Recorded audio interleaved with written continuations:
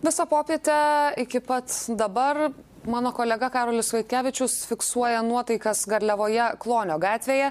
Labas vakaras, Karoli, dar kartą tau. Papasakok, kas vyksta šiuo metu ir kiek žinau turi pašnekovę. Labas vakaras, Rasa. Taip, iš ties, viskas ramu, pamažu sutemo Klonio gatvėje, žmonės pamažu skirstosi, ketina susirinkti rytoj ryte. Panašu, kad šiandien sprendimo nebebus bandoma vykdyti, nes šalia manęs stovi Drąsiaus Kedžio teta Audronė Skučienė. Pone Skučienė, sakykit, jūs man prieš tai sakėt, kad skaičiuojat minutės iš tikrųjų.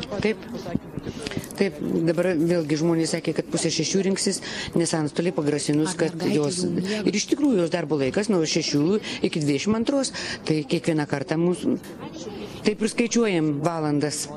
Sakykit, ar jūs bandėt kalbėti su mergaitė, ar sakėt, kad yra teismo sprendimas, kad reikia eiti su mama? Jūs kaip klausima, Deimantėlė, su kuo tu nori gyventi, ar tu nori eiti pas mamą? Jūs man net nekalbėkit, jinai išreikė tą savo visą nenorą. Tai jau čia, aš nežinau, kas gali nesuprasti.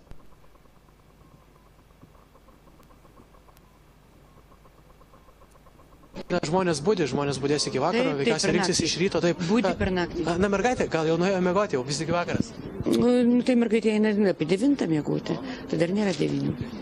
Ar namuose ramu? Taip. Viduje namuose ramu. Sakykite, kiek jūsų nuomonė šitą situaciją gali tęstis? Kiek jinai dar gali tęstis? Nežinau.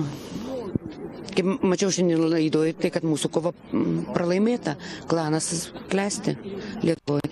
Bet aš nemanau, kad vis dėlto vis tiek žmonės priešinasi. Ir jeigu šiandien, kiek matėt, žmonių buvo, tai buvo labai daug. Tai gal rinksis ir savanoriai atvažiavo, ir sausio 13 dalyviai. Tai manau, kad gal jau pabudome ir kelkimės. Ačiū Jums labai, ponia Skučienė. Kalbėjomės su Drąsiaus Kedžio teta Audronė Skučienė apie padėtį Klonio gatvėje. Panašu, kad šiandien viskas baigsis ramiai. Ačiū tau labai, Karoli. Tai buvo mūsų Karolis Vaitkevičius iš Garliavoje esančios Klonio gatvės.